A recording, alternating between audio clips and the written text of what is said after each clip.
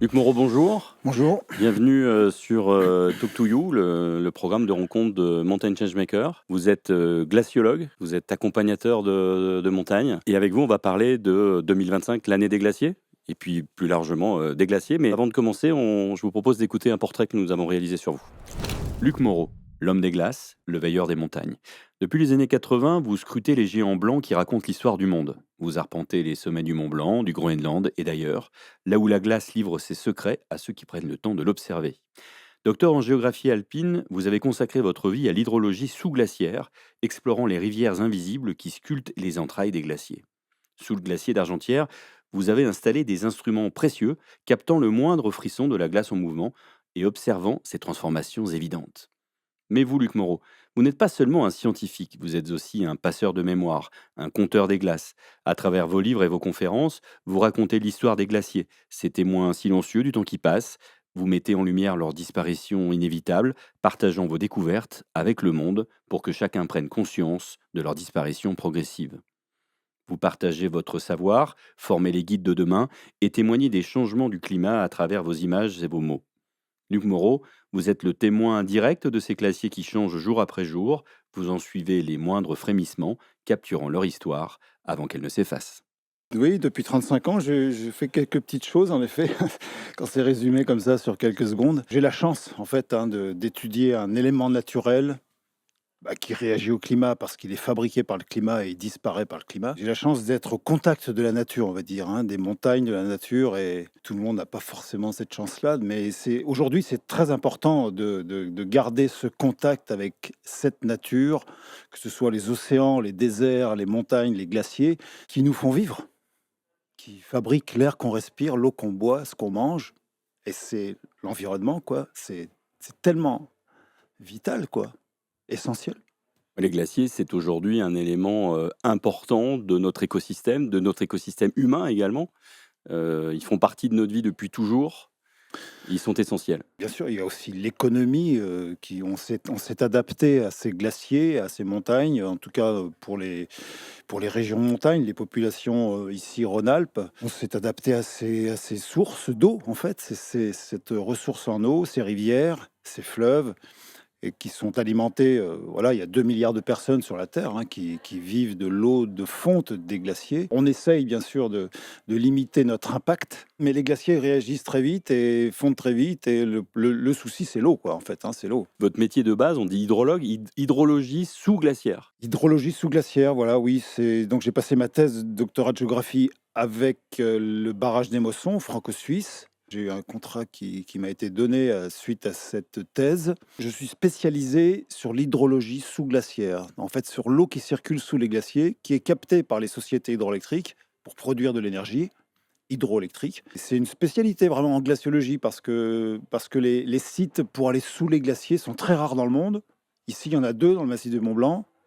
EDF qui capte l'eau sous la mer de glace, Émotion qui capte l'eau, enfin, c'est EDF en partie, sous Argentière, et 2 en Norvège. 4 captages sous glaciaire. Et ce qui se passe sous les glaciers, enfin aujourd'hui d'ailleurs, dans la science, aujourd'hui sur la connaissance de la planète, il y a encore beaucoup d'exploration à faire, mais dans le côté invisible de la planète, c'est-à-dire sous-marin, souterrain, aussi sous les glaciers. Bon, évidemment, nos glaciers se retirent, donc ils libèrent des espaces qu'ils recouvraient avant et on découvre, On découvre de voilà. nouveaux écosystèmes aujourd'hui finalement. Là où le glacier se retire, de nouveaux écosystèmes vont naître ou sont en train d'apparaître.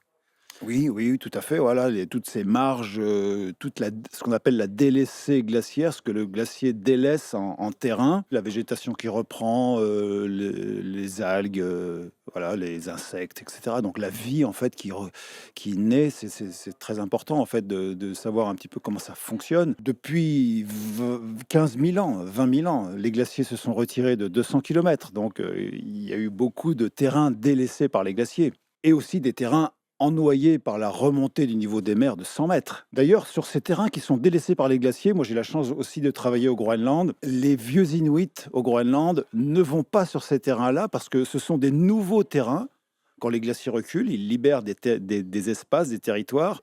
Au Groenland, il y a des croyances, il y a des Tupilak, c'est-à-dire en fait des dieux, des esprits sur chaque terrain, sur chaque chose. Et en fait, quand le glacier se retire, ben, on ne connaît pas si l'esprit de ce terrain est bon ou mauvais. Et donc, les anciens Inuits ne vont pas sur ces terrains-là. Dans nos territoires aussi, au Moyen-Âge, il y avait cette idée que le glacier avait un côté un peu diabolique et que cette avancée glaciaire, et notamment sur le dernier âge glaciaire, pouvait aussi poser un certain nombre de problèmes et de croyances. Oui, ce sont des fleuves de glace, des rivières de glace, hein. En chinois, le mot glacier s'écrit avec le caractère fleuve et le caractère glace, rivière de glace en fait, le glacier. Parce que tous les glaciers sont en mouvement sous l'effet de leur poids. Ils vont plus vite au centre que sur les bords, où ils frottent contre les montagnes, comme une rivière en fait. Et donc, en effet, les glaciers ont subi des variations de longueur, des petits âges glaciaires, hein. Depuis 10 000 ans, il y en a eu une dizaine d'avancées de 2 à 3 siècles. Et donc, à la fin du Moyen Âge, suite à moins d'énergie solaire, tous les glaciers du monde ont réavancé de 2 à 3 kilomètres. On avait peur des glaciers partout dans les Alpes, qui avançaient, qui s'approchaient des maisons, dans le bas des vallées, des villages. Ici, il y a eu 2 villages rasés par l'avancée de la mer de glace. Le glacier avançait de 2 mètres par jour, 3 mètres par jour, contre les hameaux, les fermes. Bon, c'était quelques fermes. Donc, en effet, on avait peur des glaciers. On appelait les prêtres les évêques, parce que la connaissance à l'époque, c'était les religieux qui l'avaient. Et puis, comme c'était les montagnes maudites, donc il est resté un sommet qui s'appelle le Mont Maudit, à côté du Mont Blanc. On pensait que c'était le diable qui descendait de la montagne. Et donc, les évêques qui étaient puissants, on mettait des croix devant la glace du diable pour demander au diable de retourner dans sa montagne. Ça a bien marché d'ailleurs, hein. Nos glaciers ont reperdu 3 kilomètres. Alors, je vous propose de regarder un micro-trottoir que nous avons réalisé dans les rues de Chamonix ces derniers jours, justement à propos des glaciers. Et on en reparle après. Est-ce que vous saviez que 2025, c'est l'année des glaciers? Mountain Changemakers est au pied justement des glaciers à Chamonix pour vous interroger. Ah non, je savais pas ça. Ah, vous m'apprenez. Non, je savais pas du tout. Et t'en penses quoi?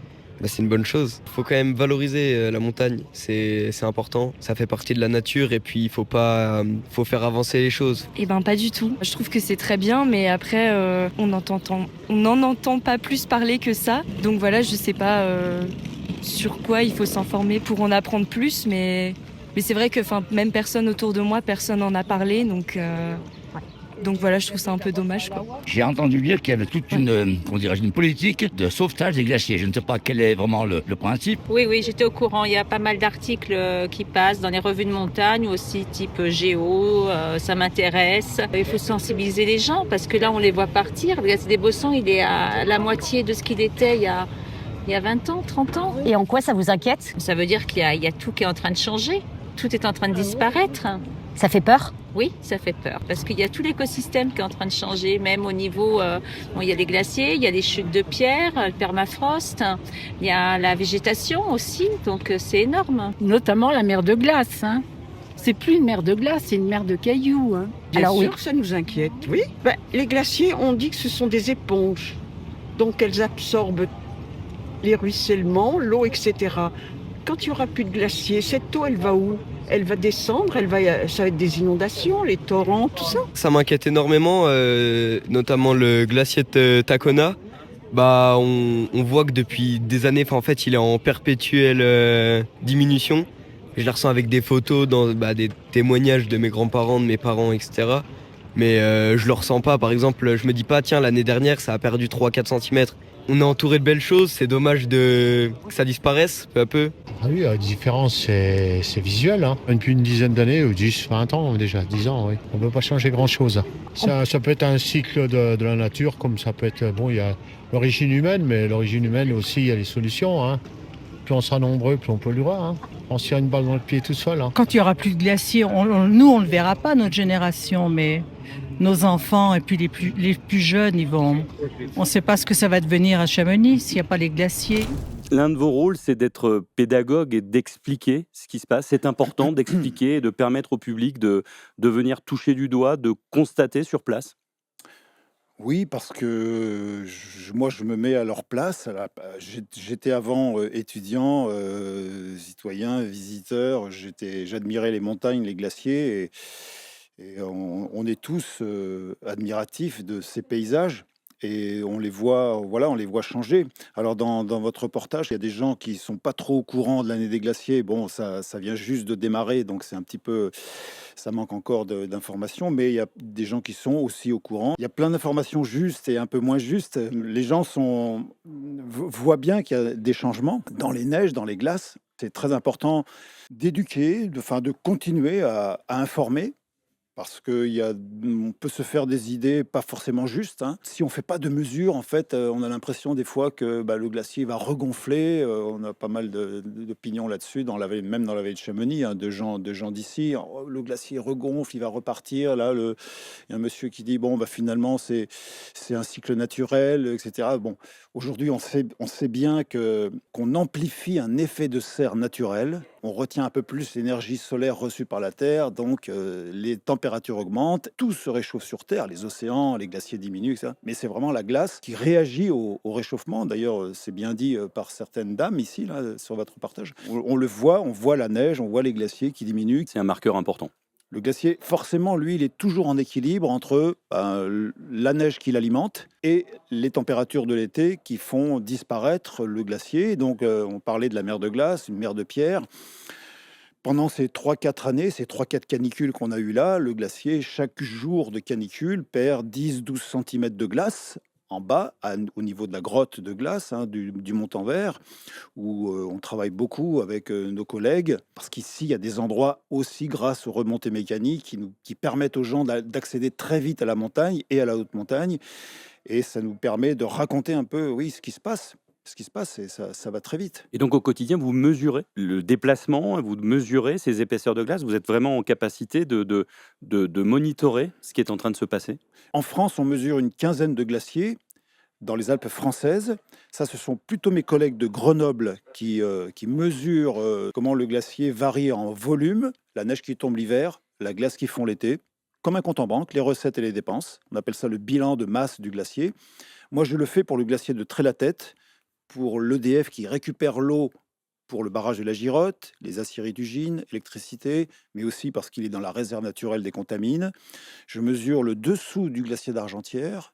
À la mer de glace où on travaille l'été, tous les jours il y a un glaciologue l'été avec un micro et on raconte à 2000, 3000, 4000 personnes par jour le paysage, l'évolution du glacier. Donc là, on raconte bien en fait ce qui se passe. J'ai des balises sur la mer de glace. On relève les balises toutes les semaines, comme ça on a des informations en direct, quasiment en temps réel.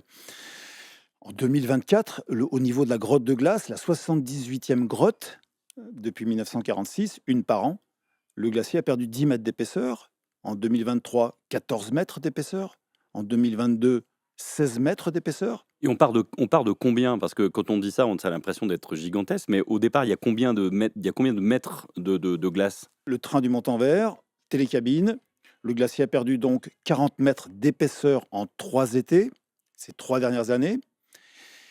Il y avait 40 mètres de plus, donc, et il reste aujourd'hui 20 mètres, 30 mètres, 40 mètres à cet endroit-là. Ça veut dire que le calcul, il est vite fait pour les années qui viennent. Si on a encore des canicules, mais aujourd'hui, le rythme des canicules, c'est 2 ans sur 3, suite au réchauffement. Et est-ce qu'il est encore temps de faire quelque chose? Oui, je crois qu'on peut atténuer les choses, on peut préserver encore une partie de ce qui reste. Il y a plein de choses qui ont disparu et qu'on reprendra pas dans la biodiversité, la faune, la végétation, ça va assez vite. Mais en tout cas, le réchauffement, voilà, si on arrête de brûler des énergies fossiles, hein, gaz, charbon, pétrole, on va arrêter l'augmentation des températures. Elles vont rester hautes, mais on peut arrêter l'augmentation. Mais les glaciers, eux, ils vont quand même continuer un petit peu de reculer parce que chaque glacier a un temps de réponse pour s'équilibrer au climat d'aujourd'hui. La mer de glace, c'est 20 ans. Donc si on arrête la semaine prochaine d'augmenter les températures, le glacier va mettre encore 15 à 20 ans pour s'équilibrer. Donc il va reculer encore 15-20 ans. Il va perdre 1 kilomètre de plus. Parce que les glaciers sont liés directement au gaz à effet de serre. Ça, c'est vraiment le lien direct, hein, qu'on voit très très bien d'ailleurs avec les carottages profonds au Groenland, en Antarctique. On peut remonter sur presque 1 million d'années aujourd'hui. C'est complètement lié. L'énergie fossile qui a vraiment déclenché Voilà. ce réchauffement et donc cette disparition progressive. Derrière ça, c'est nos ressources en eau qui sont potentiellement en danger. Est-ce que demain, on a un risque de perdre cette eau? Parce que l'eau de nos torrents, l'eau de nos rivières, l'eau qui va dans nos fleuves, proviennent en partie des glaciers. Oui, oui, oui, tout à fait, hein. D'ailleurs, il y a une dame dans votre reportage là qui dit, mais quand les glaciers vont disparaître, l'eau, elle va circuler, mais elle va inonder. Alors, elle a tort et pas tort, parce que quand le glacier est là, et quand on a par exemple beaucoup de précipitations liquides, gros orages, c'est vrai que le glacier, l'eau qui circule dessus, à l'intérieur et dessous, va limiter la vitesse de l'eau. Et quand les glaciers seront partis, si on a des gros orages avec des précipitations très importantes, dans ce cas-là, bah, l'eau va dévaler très très vite. Et en 96, à Chamonix, on a eu des grosses, des importantes inondations, mais elles auraient pu être plus importantes si les glaciers n'avaient pas été dans les vallées, parce que le glacier retient l'eau, hein. Moi, j'avais bien suivi ça. Ils ont retenu l'eau, retenu toutes ces grosses précipitations jusqu'à 4000 mètres d'altitude. C'était au mois de juillet de 96. Il y avait eu 1 mètre d'eau sur la place du Mont Blanc. Les glaciers ont vidangé cette eau des grandes précipitations pendant 8 à 15 jours plus tard. Et quand les glaciers seront plus là, parce qu'ils vont continuer de diminuer, l'eau va arriver beaucoup plus vite.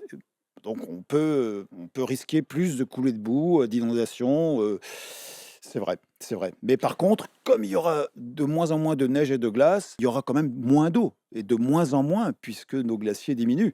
Dans les Pyrénées, mon collègue qui est comme moi, glaciologue, voilà, et qui mesure le glacier dessous, bah, on sait que dans 10-15 ans, il n'y a plus de glace dans les Pyrénées.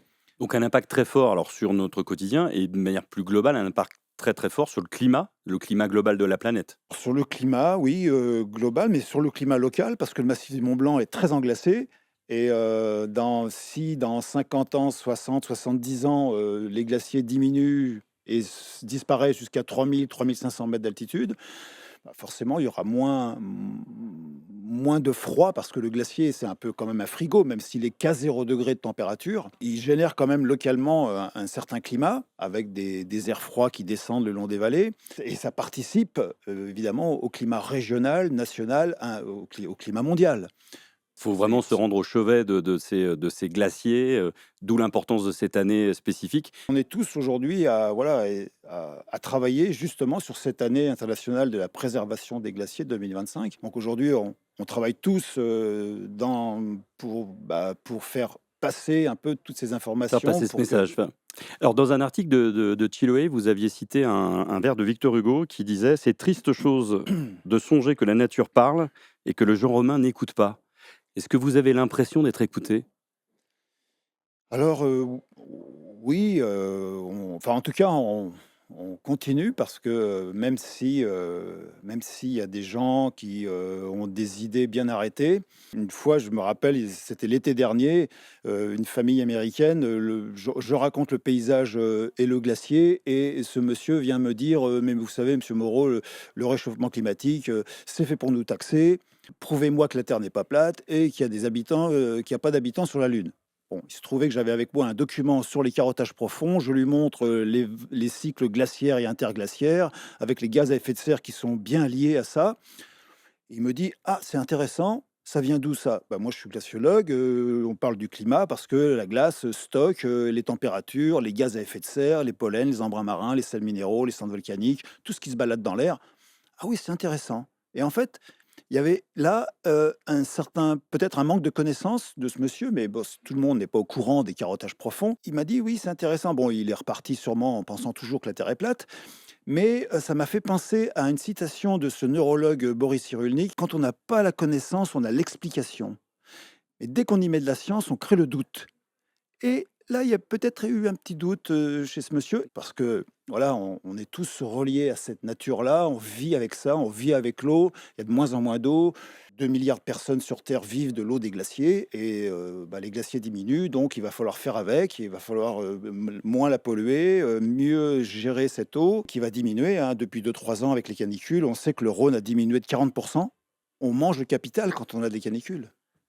Alors, il faut espérer que cette année des glaciers va permettre justement de comprendre et de faire en sorte que de plus en plus de personnes s'interrogent et puissent interroger leur propre comportement et surtout penser aux glaciers. Lui, je voulais vous montrer quelques images et vous laisser réagir. Il n'y a pas de questions, je voudrais juste que vous réagissiez face à ces images. Oui, bien là, en effet, on voit la mer de glace donc à 2 années différentes. Alors il y a une année avec de la neige là quand même, un peu plus peut-être en hiver et un peu plus en été. Ici, on voit les 3-4 derniers kilomètres. Alors c'est vrai que comme quand nos glaciers diminuent comme ça, comme la mer de glace, comme le glacier des Bossons, ils ralentissent en vitesse et ils évacuent de moins en moins tous ces débris de montagne qui viennent de l'érosion, encore naturelle des montagnes, mais accentuée par ce réchauffement, par le permafrost. Il y a une dame qui parlait du permafrost. Donc du ciment de glace qui fond dans les fissures, dans le granit du Mont Blanc. Là, on voit les grandes jorasses au fond. Les glaciers transportent tous ces débris et comme ils ralentissent, finalement, le tapis roulant de glace évacue de moins en moins et les glaciers noircissent. Le glacier des Bossons, qui est un glacier blanc, qui descend du Mont Blanc, en bas, la glace du glacier des Bossons, c'était le sommet du Mont Blanc il y a 50 à 60 ans. Le glacier est descendu. Le glacier des Bossons, il est visible de partout de la vallée de Chamonix. Aujourd'hui, on le voit noircir en bas. Et ça fait mal. Parce que on l'a toujours vu blanc avec des séracs et des crevasses. Et là, depuis 2, 3 ans, 4 ans, il y a un trou qui s'est créé au sein de la masse de glace en bas. Et ça va devenir comme le glacier d'Argentière. Ce trou va absorber l'énergie solaire parce qu'il est sombre. On voit le rocher. Et ça va s'agrandir très, très vite. Le glacier des Bossons va reculer très très vite. Il y a une accélération du coup, là aussi liée à cette présence de matière qui n'est plus 100% de la glace et de la neige. Voilà, tout à fait. Oui. Alors quand le glacier grisonne, noircit, ça capte le rayonnement solaire et ça fait fondre de plus en plus. Image suivante, on n'est plus dans les glaciers, mais on reste dans les Alpes. Oui, voilà, avec les Jeux Olympiques. Aujourd'hui, avec la remontée de la ligne de neige, on sait très bien qu'il y aura de moins en moins de neige et de glace. On fabrique de la neige artificielle, mais on utilise l'énergie. Je crois que le comité olympique a compris certaines choses aussi et ils essayent dans la région Rhône-Alpes de faire des équipements qui soient durables, recyclables après. Mais il y a du pour du contre sur ces Jeux Olympiques. Absolument. Dernière image. Je pense qu'on est là en Antarctique. En fait, quand on voit ce morceau, ce glaçon là qui vient d'un glacier, qui a été libéré par un glacier, donc cet iceberg. Aujourd'hui, on s'inquiète de grands glaciers en Antarctique qui s'accélèrent dans la mer parce que la mer se réchauffe. Donc ça fond les glaciers par-dessous, ça les libère de leur friction sur le rocher et il y a des surfaces grandes comme la France qui s'accélèrent dans la mer en Antarctique. Et là, c'est assez inquiétant parce qu'on ne sait pas trop comment ça va faire dans l'avenir, parce que l'intérieur de l'Antarctique est sous le niveau de la mer et ces grandes masses de glace qui libèrent de plus en plus d'icebergs. Ça fait un peu comme des bouchons de bouteille. Quand on enlève le bouchon d'une bouteille qui est mise à l'horizontale, tout se vide derrière. Il y a des points de non-retour. Après, on ne sait pas trop comment ça va faire et ça peut faire remonter le niveau des mers très très rapidement. Et au Groenland, tous les glaciers qui glissent dans la mer. Moi, je travaille sur un glacier au Groenland qui est passé de 5 mètres par jour dans la mer à 15 mètres par jour en 20 ans. Tous les glaciers qui arrivent en mer s'accélèrent de la terre vers la mer. C'est la raison pour laquelle le niveau des mers augmente. Et donc ça, c'est le challenge du climat dans l'avenir. C'est la remontée du niveau des mers. Il y a 1 milliard de personnes qui vivent entre 0 et 10 mètres d'altitude. En France, déjà, il y a des milliers de maisons concernées sur la côte. 1 mètre du niveau des mers en plus, c'est toute la Camargue, c'est la Vendée, c'est la Basse-Seine. Tout ce qui arrive sur les glaciers, finalement, va avoir des conséquences dans le monde entier.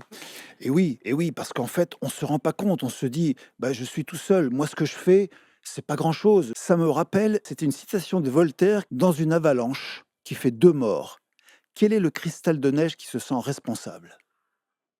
Et en fait, on est tous des cristaux de neige et on fait des morts quelque part à l'autre bout de la planète parce que on utilise notre voiture, notre truc, nos machins et on se rend pas compte. Et nos glaciers diminuent. On modifie ça, faut bien s'en rendre compte. Il y a 2 hivers, on pensait avoir pas assez d'énergie pour se chauffer pendant l'hiver. On a fait attention. On a baissé les radiateurs, on a mis un petit pull, plus ou moins tous les Français. On a économisé sans rien faire 15 à 20% d'énergie. Donc en fait, si on fait attention à ce qu'on fait déjà, on peut économiser plein de choses. Mais on va continuer à penser aux glaciers, en tout cas pendant Oui, parce et que c'est bien beau. au-delà de cette année 2025. Oui. Merci beaucoup, Luc Moreau. Je vous en prie, merci.